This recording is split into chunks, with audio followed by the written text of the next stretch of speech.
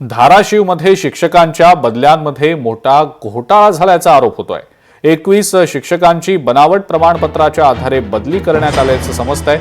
100 पेक्षा जास्त शिक्षकांनी घोटाळा केल्याची तक्रार केलेली होती। सुनावणीमध्ये 21 शिक्षक हे दोषी असल्याचा अहवाल सुद्धा सादर करण्यात आलेला आहे।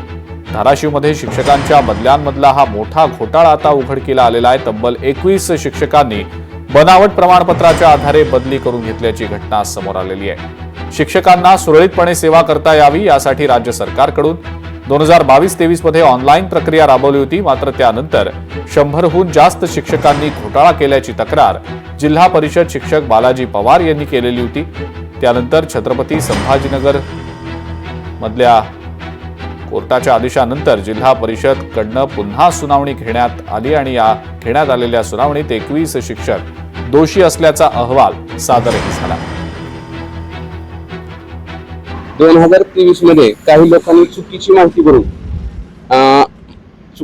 भरून आणि बनावट दिव्यांग प्रमाणपत्र घेऊन त्यांनी बदलीची सूट किंवा बदली घेतली आणि त्यामुळे त्यांच्या या बनवेगिरीमुळे माझ्यावर अन्याय झाला आणि मी पर्यायानं इतरत्र गैरसोयीच्या ठिकाणी गेलो।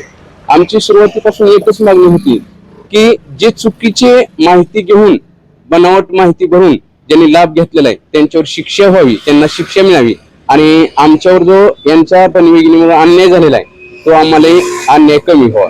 आता आमची एकच मागणी की जे चुकीचे लोकांनी केलेले त्यांना शिक्षा ही मिळावीच। 2022-23च्या राज्यस्तरीय ऑनलाईन संवर्ग 1च्या अनुषंगाने जे काही प्रक्रिया झालेली होती त्या तत्कालीन कालावधीत जे काही सध्या 21 लोकांच्या अनुषंगाने सध्या आमच्याकडे ज्यांची दिव्यांग प्रवर्गातून नियुक्ती झालेली आहे किंवा इतर रुग्ण आजार आहेत त्यांची आमची सध्या सर्चिंग प्रक्रिया चालू आहे आणि त्यात दोषी आढळून आल्यास त्याच्यावर योग्य ती जिल्हा परिषद आणि पंचायत समिती ऍक्टनुसार योग्य ती शिस्तमाची कार्यवाही प्रस्तावित करण्यात येत आहे।